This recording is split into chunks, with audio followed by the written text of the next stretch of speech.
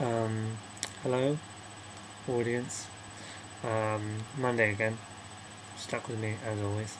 And today I'm going to be talking about a little flick called The Midnight Meat Train. Came out last year. Stars shit. I can't remember the bad guy's the bad guy. I guess you could call him his name.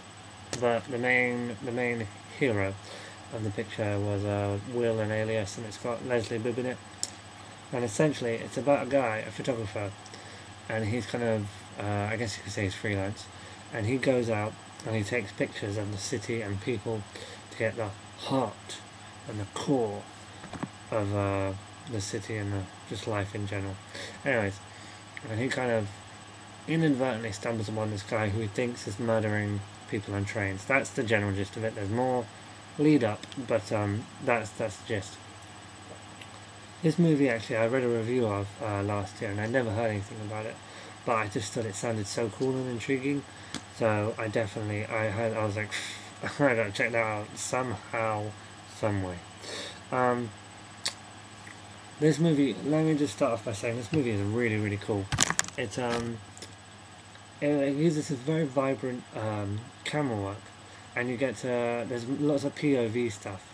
There's a whole thing where like some woman's head gets like taken off, and you are seeing it through her eyes, and you see the body like flailing around. It does use CGI, and I know a lot of horror fans are against that. I'm not a big horror man myself,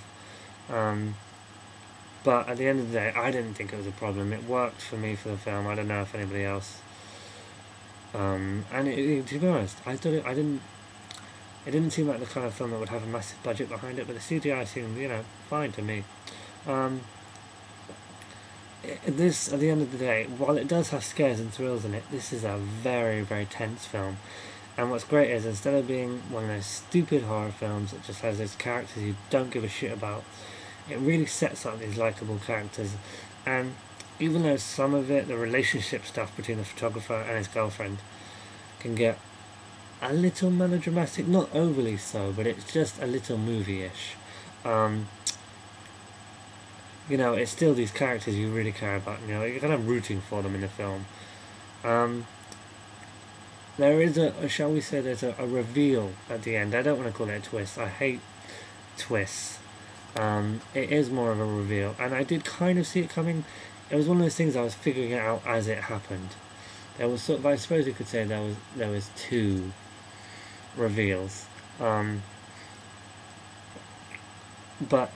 it's a great film because it's very different from what I thought it was going to be, and it leads down a road that I did not expect, for the most part, and I just find loads of horror films just so flat and just so blah, and just same thing over and over again.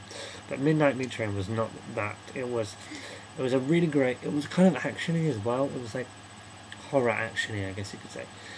It was a really, really enjoyable flick. Great performances from everyone. Great story. I know it was based on a short story, but it was something that I'm not sure if it's a short story based on like a story. But it was kind of this thing that it was like, when it gets to the end, it's kind of a thing that you have seen before, but it was like the way they did it was so cool.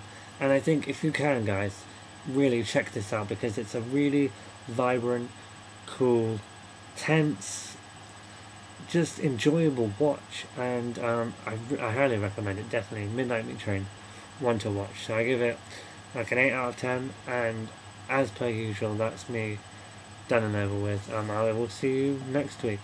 Okay, peace.